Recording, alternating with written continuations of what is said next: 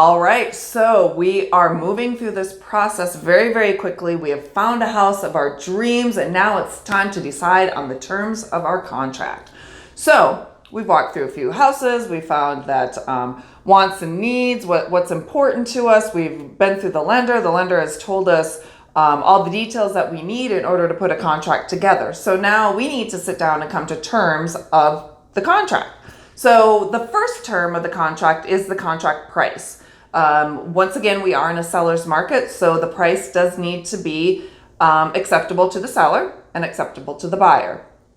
So in this day and age, it is not, let me repeat, it is not uncommon for you to put in an offer at listing or above listing price, okay? Are you hearing me when I say this? Because in a seller's market like this, and where the inventory, there's not a lot of houses out on the market, it is important that you are fully aware that you could be offering list price or above on this house, because number one, it's the house of your dreams and it fits every need that you need. It ticks every box and it has a few little extras to it. So if that is important to you, then putting an offer in at list or above is important to you and the seller at that point in time, okay? So that's the first thing. We're gonna talk about price. Second thing, closing costs. Are closing costs important to you?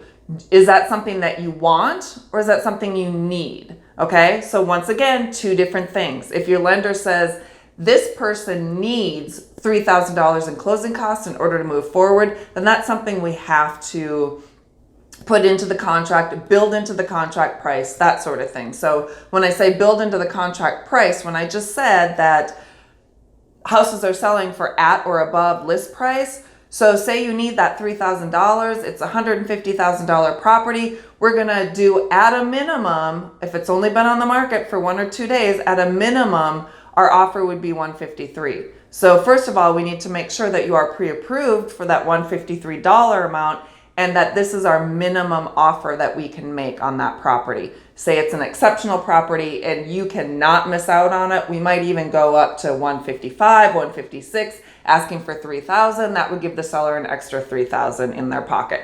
So it's very important to understand that closing costs and price make up a huge portion of the terms to the contract, okay? Next part is contingencies. Do you have a house that you need to sell? If you do, number one, is it sold? Is it under contract? Has it been listed yet? So we need to really consider these contingencies because number one, if you have a house that needs to be sold and it's not on the market yet, so you're financing, you cannot get finance until you sell that house, then the seller is right away going to throw that contract out because you haven't even started marketing your property. It's not on the market. So that's something that we need to discuss up front also.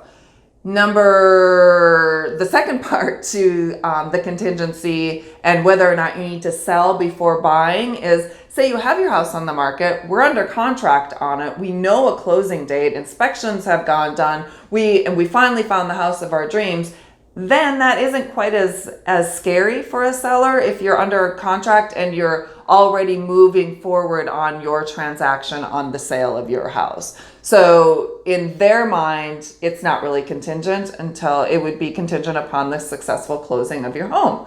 And at this point in time, we are all moving forward to close on that home.